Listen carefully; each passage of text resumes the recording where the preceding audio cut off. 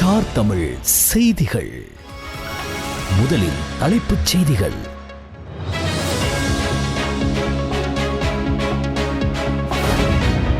இந்நாட்டின் பொருளாதாரத்தை முறையாக மாற்றியமைக்க பொதுமக்களுடன் இணைந்து பணியாற்றுவது மிக முக்கியம். ஜனாதிபதி திரைசேரி அதிகாரிகளிடம் தெரிவிப்பு.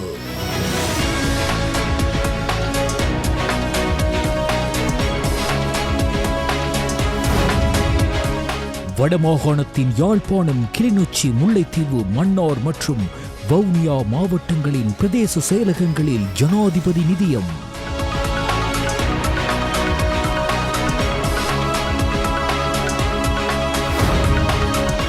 கொழும்பு மாநகர சபையின் முதலாவது அமர்வு ஜூன் 16 நடைபெறும்.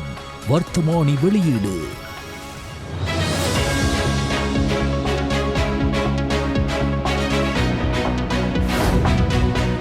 முகக்கவசம் அணியுங்கள், சுவாச அறிகுறிகள் இருப்பவர்களுக்கு அறிவுறுத்தல்.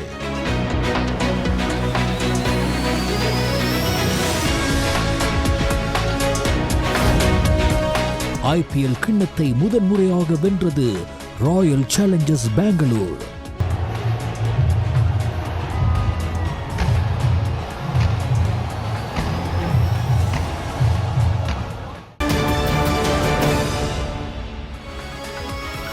உள்நாட்டுச் செய்திகள்.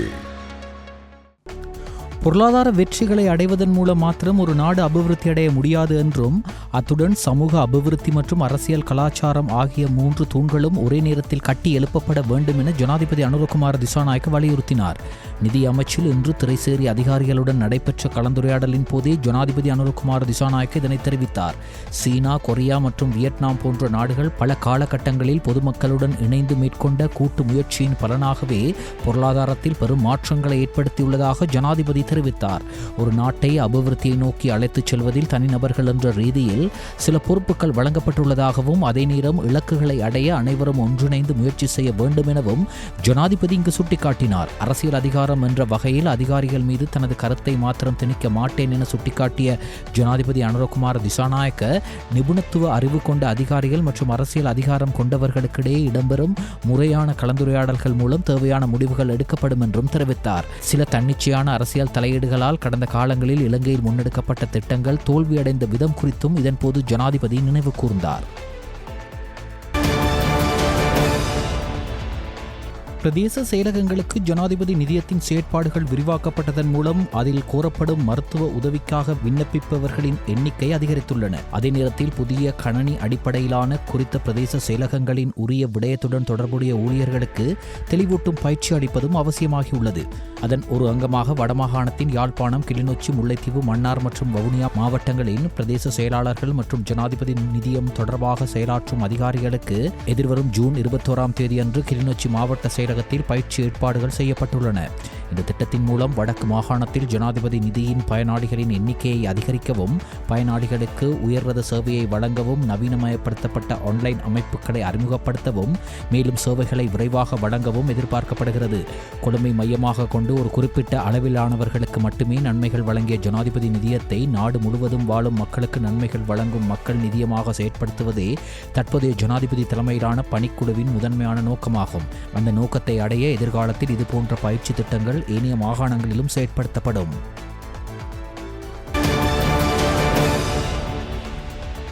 ஜனாதிபதி அனுரகுமார திசாநாயக்கவிற்கும் கமத்தொழில் அமைச்சின் சிரேஷ்ட அதிகாரிகளுக்கும் இடையிலான கலந்துரையாடல் நேற்று ஜனாதிபதி செயலகத்தில் இடம்பெற்றது. உள்நாட்டு தேவைகளை பூர்த்தி செய்யும் வகையில் மில்கோ நிறுவனம் மற்றும் தேசிய பண்ணை விலங்கு அபிவிருத்தி சபை ஆகியவற்றை வினைத்திறன் மற்றும் செயற்திறன் உள்ள வர்த்தகங்களாக உருவாக்குவது குறித்து இங்கு கலந்துரையாடப்பட்டது. செலவீனங்களை குறைத்து தற்போதுள்ள வளங்களை அதிகபட்சமாக பயன்படுத்துவதன் மூலம் சந்தையை மையமாக கொண்ட வினைத்திறன் மற்றும் செயற்திறன் வாய்ந்த வர்த்தகமாக உள்நாட்டு பால் தொழில்துறையை முன்னெடுத்துச் செல்ல வேண்டியதன் அவசியத்தை ஜனாதிபதி அனுரகுமார திசாநாயக்க இங்கு வலியுறுத்தினார். கடந்த வருடத்தை விட இந்த வருடத்தின் முதல் காலாண்டில் மில்கோ நிறுவனத்தின் உற்பத்தி திறனில் அதிகரிப்பு ஏற்பட்டுள்ளதாக மில்கோ அதிகாரிகள் இதன் போது சுட்டிக்காட்டினர். கமத்தொழில், கால்நடை வளங்கள், காணி மற்றும் நீர்ப்பாசன அமைச்சர் KT லால்காந்த், ஜனாதிபதியின் சிரேஷ்ட மேலதிக செயலாளர் கபில ஜனக பண்டார, கமத்தொழில், கால்நடை வளங்கள், காணி மற்றும் நீர்ப்பாசன அமைச்சின் மேலதிக செயலாளர் வைத்தியர் பாலிகா பெர்னாண்டோ ஆகியோர் இந்த சந்திப்பில் கலந்து கொண்டனர்.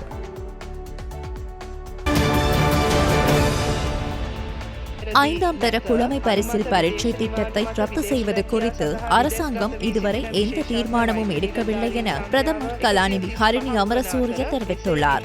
இன்றைய பாராளுமன்ற அமர்வில் ரோஹிணி கவிரத்ன MP கேட்ட கேள்விக்கு பதிலளிக்கும் வகையிலேயே பிரதமர் இதனை தெரிவித்துள்ளார். இது தொடர்பில் அவர் தெரிவித்துள்ளதாவது: 5ஆம் தர புலமை பரிசில் பரீட்சையை ரத்து செய்யும் திட்டம் எதுவும் இல்லை. இருப்பினும் புலமை பரிசில் மீதான அழுத்தத்தை குறைக்க சில நடவடிக்கைகளை எடுக்க உள்ளதுடன் 2028 அல்லது 2029 ஆண்டுக்குள் அதை செயல்படுத்த எதிர்பார்க்கப்படுவதாகவும் தெரிவித்துள்ளார்.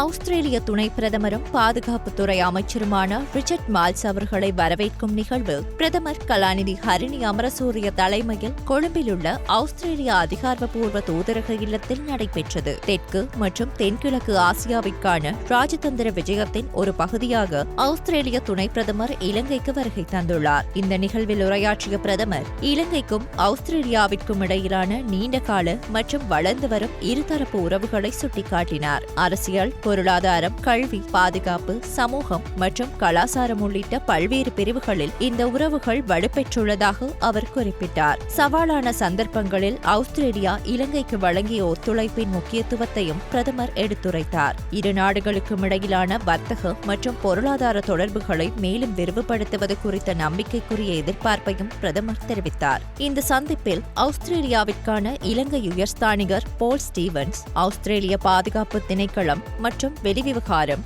வர்த்தக திணைக்களத்தின் அதிகாரிகள் உட்பட பாராளுமன்ற உறுப்பினர்களும் இலங்கை பாதுகாப்பு பிரிவின் பிரதம அதிகாரிகள் பலரும் பங்கேற்றனர். 2017 முதல் 2019 வரை தேசிய லொத்தர் சபையின் நிர்வாக இயக்குநராக பணியாற்றிய துசித ஹல்லொழுவ மீண்டும் விளக்கமறியலில் வைக்கப்பட்டுள்ளார். அவரை ஜூன் 6ஆம் திகதி வரை தொடர்ந்தும் விளக்கமறியலில் வைக்குமாறு கோட்டை பிரதான நீதவான் நீதிமன்றம் உத்தரவிட்டுள்ளது. தேசிய லொத்தர் சபைக்கு சொந்தமான அரசு சொத்துக்களை முறைகேடாக பயன்படுத்தியதாக தாக்கல் செய்யப்பட்ட வழக்கிற்கு அமையவே இவ்வாறு துசித ஹல்லொழுவ விளக்கமறியலில் வைக்கப்பட்டுள்ளார். ஸ்ரீலங்கன் ஏர்லைன்ஸில் இணையும் புதிய ஏர்பஸ் A320-200 விமானம் இன்று காலை பண்டர்நாயக்க சர்வதேச விமான நிலையத்தில் தரையிறங்கியது. இந்த விமானம் இன்று காலை பிரான்சின் பாரிஸில் இருந்து நாட்டுக்கு வந்துள்ளது. இலங்கையை உலகத்துடன் இணைக்கும் நீண்ட மற்றும் குறுகிய தூர பயணங்களுக்காக ஸ்ரீலங்கன் ஏர்லைன்ஸுடன் இணையும் இந்த விமானத்தின் முதல் வருகைக்கான காலிமுகத்திடலில் ஏராளமானோர் கூடியிருந்தனர்.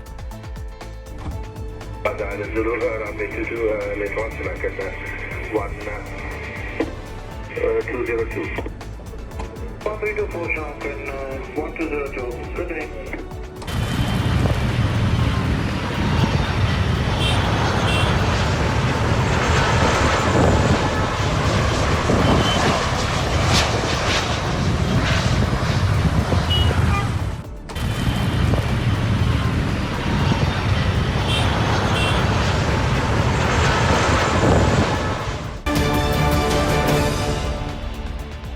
கொழும்பு மாநகர சபையின் முதலாவது அமர்வு ஜூன் 16ஆம் தேதி நடைபெறும் என்று அறிவித்து அதற்கான வர்த்தமானி அறிவித்தல் வெளியிடப்பட்டுள்ளது. குறித்த வர்த்தமானி அறிவிப்பு மேல்மாகாண உள்ளூராட்சி ஆணையாளர் சாரங்கிகா கல்ஹாரி ஜெயசுந்தரவால் வெளியிடப்பட்டுள்ளது. அதன்படி கொழும்பு மாநகர சபையின் கன்னி அமர்வு ஜூன் 16ஆம் தேதி காலை 9:30 மணிக்கு ஆரம்பமாக உள்ளது. நகரசபை மண்டபத்தில் நடைபெறும் கூட்டத்தில் முதல் அலுவலாக புதிய மாநகர சபை மேயர் மற்றும் பிரதி மாநகர சபை மேயர் தேர்ந்தெடுக்கப்பட உள்ளனர். உள்ளூராட்சி மன்ற தேர்தலில் கொழும்பு மாநகர சபையில் எந்த கட்சியும் முழுமையான பெரும்பான்மையை பெறாத நிலையில் தேசிய மக்கள் சக்தி மற்றும் ஐக்கிய மக்கள் சக்தி ஆகிய இரண்டும் மாநகர சபை மேயரை தேர்ந்தெடுப்பதற்கு பிற அரசியல் குழுக்களின் ஆதரவை பெற்றுள்ளதாக அறிவித்துள்ளன. இதற்கிடையில் மேல்மாகாண உள்ளூராட்சி ஆணையாளரால் வெளியிட்ட வர்த்தமானி அறிவிப்பில் மேலும் 20 உள்ளூராட்சி நிறுவனங்களின் கன்னி அமர்வுகள் ஜூன் மாதத்தில் ஆரம்பிக்க திட்டமிடப்பட்டுள்ளன.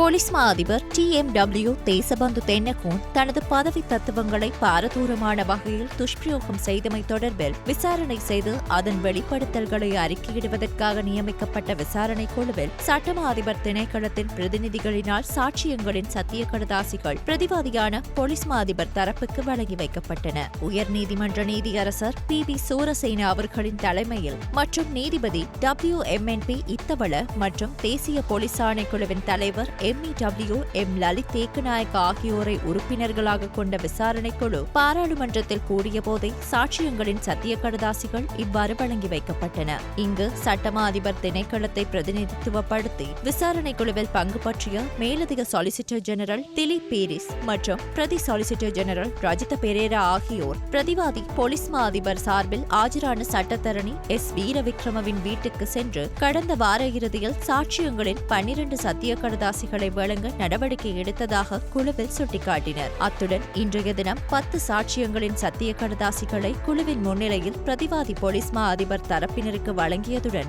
எஞ்சிய சத்திய கடதாசிகளை எதிர்வரும் குழுவின் அமர்வில் முன்வைக்க எதிர்பார்ப்பதாக சட்டமா அதிபர் திணைக்களத்தின் பிரதிநிதிகள் குழுவில் தெரிவித்தனர். அதற்கமைய முன்னர் இணங்கியதன் பிரகாரம் அனைத்து சாட்சியங்களினதும் சத்திய கடதாசிகளை இன்றைய தினம் வழங்குமாறு பிரதி போலீஸ் மா அதிபர் தரப்பினர் கோரிக்கை விடுத்தனர். பின்னர் இரு தரப்பினராலும் விடயங்கள் தெளிவுபடுத்தப்பட்டதை அடுத்து 6 வாக்குமூலங்களின் சத்திய கடதாசிகளை பிரதிவாதி போலீஸ் மா அதிபர் தரப்பினருக்கு வழங்குவது பொருத்தமானது என குழுவின் நிலைப்பாடாக இருந்ததுடன் அது தொடர்பில் இரு தரப்பினரதும் இணக்கம் தெரிவிக்கப்பட்டது.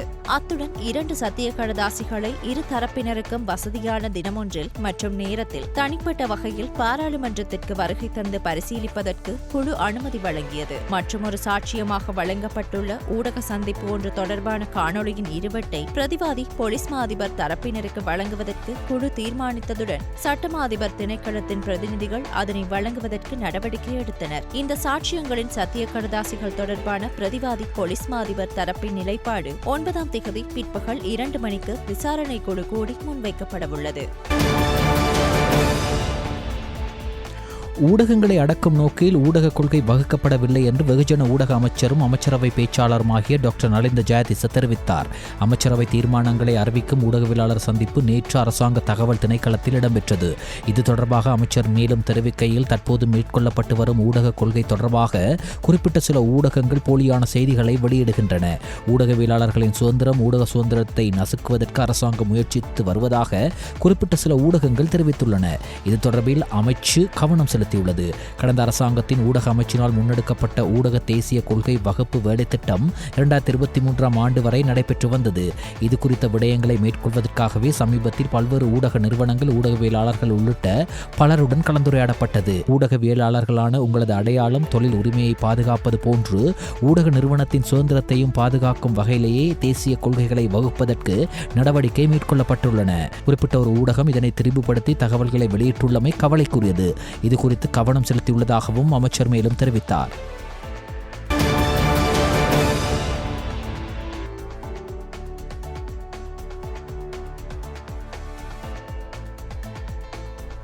இளைஞர் யுவதிகள் சாதாரண தொழில்களில் ஈடுபடுவதில் அவர்கள் விருப்பம் குறைவு.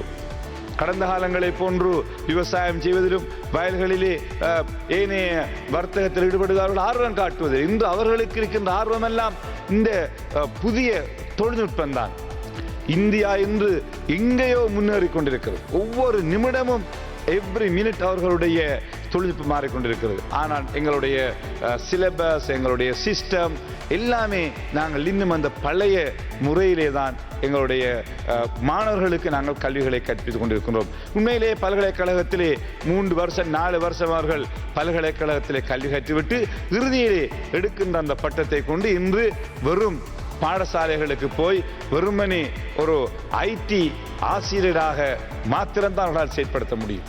அதற்கு அப்பால் சென்று இந்த நாட்டினுடைய பொருளாதாரத்தை கட்டி எழுப்புவதற்கு பங்களிக்க முடியாத ஒரு நிலையிலே ஒவ்வொரு IT கிராஜுவேட்ஸும் இருக்கிறார். ஆகவே பல்கலைக்கழகம் தொடக்கம் அந்த சிலபஸிலே நாங்கள் மாற்றத்தை கொண்டு வர வேண்டும். கௌரவ அமைச்சர் அதற்கான உரிய நடவடிக்கைகளை மேற்கொள்ள வேண்டும். பாராளுமன்ற விவாதத்தின் போது நேற்று கலந்து கொண்டு உரையாற்றிய பாராளுமன்ற உறுப்பினர் காதர் மஸ்தான் ஸ்ரீதேவி புகையிரதம் நிறுத்தப்பட்டது தொடர்பாக கேள்வி எழுப்பியிருந்தார். கொழும்பில் இருந்து காங்கேசன்துறை வரையும், காங்கேசன்துறையில் இருந்து கொழும்பு வரையும் ஸ்ரீதேவி எனும் புகையிரதம் சேவையில் ஈடுபட்டிருந்தமையும் 2020ஆம் ஆண்டுக்கு பின்னர் கொரோனா நோய் தாக்க காலத்தின் பின்னர் அது இடைநிறுத்தப்பட்டது. அதை நீங்கள் அறிவீர்களா என்பதோடு அதனை மீண்டும் ஆரம்பிக்க முடியுமா?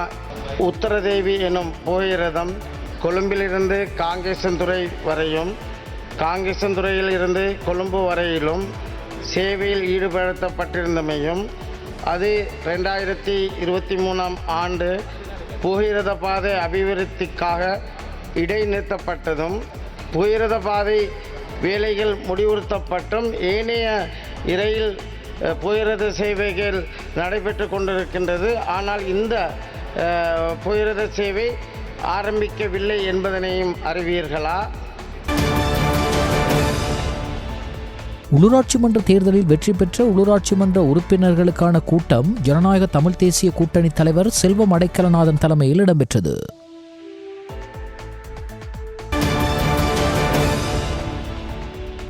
யாழில் பிரசித்தி பெற்ற முருகன் ஆலயம் ஒன்றில் நடைபெற்ற மாம்பழ திருவிழாவின் மாம்பழம் பல லட்சங்களில் ஏலம் போயுள்ளது. யாழ்ப்பாணம் வண்ணார் பண்ணை தாமரை வீதியில் அமைந்துள்ள வண்ணை கோட்டையம்பதி ஸ்ரீ சிவசுப்பிரமணியர் ஆலயத்திலே இந்த ஏலம் இடம்பெற்றுள்ளது. குறித்த ஆலயத்தில் 15 நாட்கள் திருவிழா நடைபெற்று வருகிற நிலையில் 8ஆம் நாளான நேற்று மாம்பழ திருவிழா வெகு சிறப்பாக நடைபெற்றது. இந்த மாம்பழ திருவிழா நிறைவடைந்த பின்னராக முருகனின் மாம்பழம் ஆலய நிர்வாக சபையினரால் ஏலம் விடப்பட்டிருந்தது.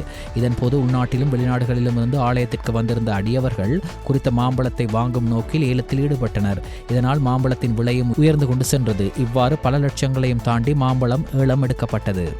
1,70,000 2 லட்சம் 2 லட்சம் 2 லட்சம் 2 லட்சம் 2,10,000 2,10,000 2,20,000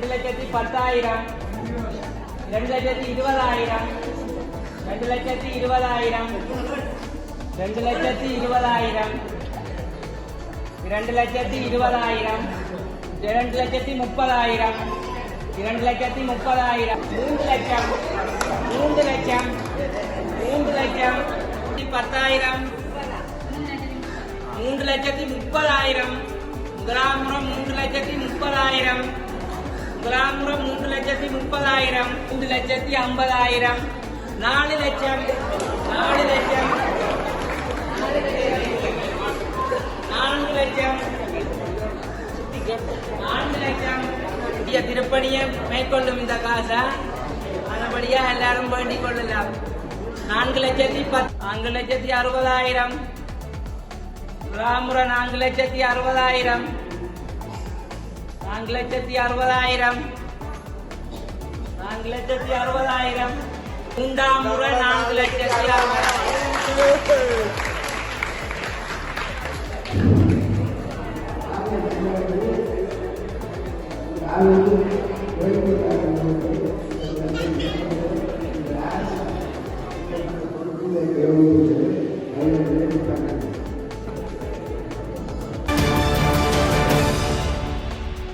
பேனா வடிவில் தயாரிக்கப்பட்ட துப்பாக்கியுடன் களுத்துறை குற்றத்தடுப்பு பிரிவின் அதிகாரிகளால் ஒருவர் கைது செய்யப்பட்டுள்ளார். களுத்துறை குற்றத்தடுப்பு பிரிவு அதிகாரிகளுக்கு கிடைத்த ரகசிய தகவலின் அடிப்படையில் பாணந்துறை ஹொரைத்தொடுவ பாலம் அருகில் சந்தேகத்திற்கிடமான முறையில் இருந்த ஒருவரை சோதனை செய்தனர். அப்போது குறித்த நபரின் சட்டை பையில் இருந்த இந்த வெளிநாட்டு தயாரிப்பு பேனா வடிவ துப்பாக்கி மற்றும் அதற்கு பயன்படுத்தப்படும் தோட்டாக்களை போலீசார் கைப்பற்றியுள்ளனர். இது ஒரு வெளிநாட்டில் தயாரிக்கப்பட்ட துப்பாக்கி என்றும் அது செயல்படும் நிலையில் உள்ளது என்றும் கொலைக்கு மிகவும் சூட்சமமாக பயன்படுத்தக்கூடிய ஆயுதம் என்றும் போலீசார் தெரிவிக்கின்றனர். சந்தேக நபர் சுமார் 4.5 அங்குல நீளம் கொண்ட இந்த துப்பாக்கியை ஏன் வைத்திருந்தார் என்பது குறித்து களுத்துறை குற்றத்தடுப்பு பிரிவின் அதிகாரிகளால் மேலதிக விசாரணைகள் முன்னெடுக்கப்பட்டு வருகின்றன. மொரட்டுவை மோல்பே பகுதியைச் சேர்ந்த 43 வயதானவரை இவ்வாறு துப்பாக்கியுடன் கைது செய்யப்பட்டுள்ளார். மேலும் அவரை இன்று பாணந்துறை நீதவான் நீதிமன்றத்தில் ஆஜர்படுத்தினர்.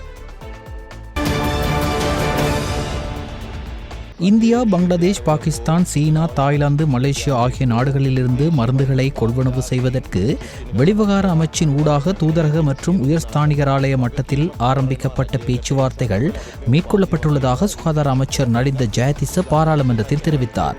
மருந்து தட்டுப்பாடு தொடர்பில் அரசாங்கம் முக்கிய கவனம் செலுத்தியுள்ளதால் மருந்து இறக்குமதியால் தேசிய மருந்து உற்பத்தியாளர்கள் பாதிக்கப்படுவார்கள் என்று முன்வைக்கப்படும் கூற்றை ஏற்றுக்கொள்ள முடியாது என்றும் அமைச்சர் தெரிவித்தார்.